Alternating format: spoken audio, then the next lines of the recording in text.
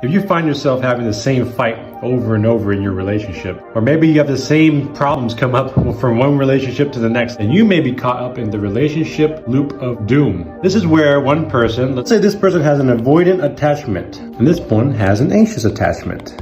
Let's say this one is a pleaser. Say this one is a controller, or also known as a narcissist, or narcissistic. Let's say this one is a savior. This one is a victim, always needing saving. Very common for someone that has these wounds to attract their counterpart. As you can see, each one of these has a perfect counterpart. Avoidant, anxious, pleaser, controller, savior, victim.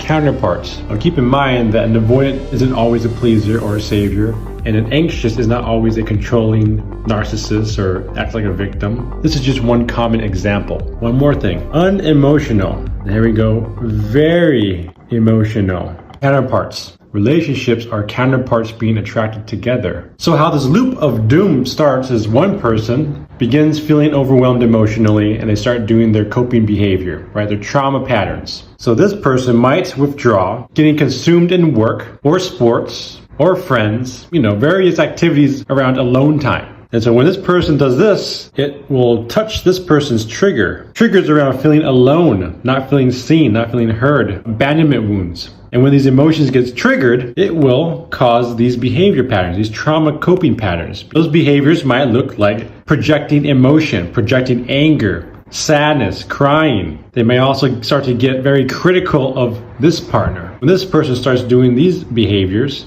it will perfectly touch this person's trigger. Their trigger might be around feeling unworthy, not feeling safe because of the emotions that this person is projecting from their behavior, which is a result of their trigger. So now this person is more triggered, and as a result of their trigger, will do more of their coping behaviors. These are trauma patterns, and this person will continue to withdraw even more. And the more that this person withdraws, again, the cycle continues. The more this person feels abandoned, feels alone. And then the more that they do these behaviors, which will then trigger this person to do more of these behaviors, and on it goes, the loop of doom. Can you see it? Have you been in it? Have you lived it? So what's really happening is that both people are actually acting like victims. They both think that the other person is a threat, and so they activate their trauma responses to try to protect themselves. But in trying to protect themselves and get their needs met, they trigger the other person more. So when this person tries to get their need met by withdrawing and trying to create space to feel safe, that triggers this person to feel more unsafe. And so they do behavior patterns that then trigger this person, and on it goes. So they both see each other as a threat to their well-being when they are activated. One thing to know about trauma is that trauma likes to reinforce itself. This person's trauma pattern makes him believe that withdrawing is how he protects himself. And this person's trauma pattern makes her believe that projecting emotion, intense emotion, and being controlling and being critical is how she gets her needs met. But obviously the opposite is true. It just attracts a partner that triggers them more. Now the way out of this trauma cycle is to do what's called inner child work. And no, looking for red flags and trying to find a partner that doesn't trigger you does not heal your trauma patterns. In fact, you are only going to be attracted to somebody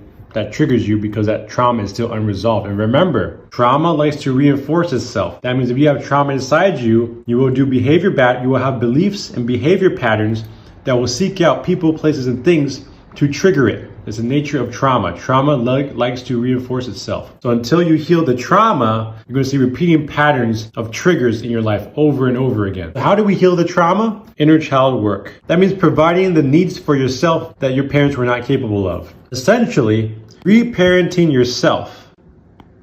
And this is a process that I take clients through in my coaching. It's Brian. I'm a relationship and spiritual coach. If you want to work with me directly, make sure to visit my profile and join my email waitlist. Otherwise, you can just follow me for more content.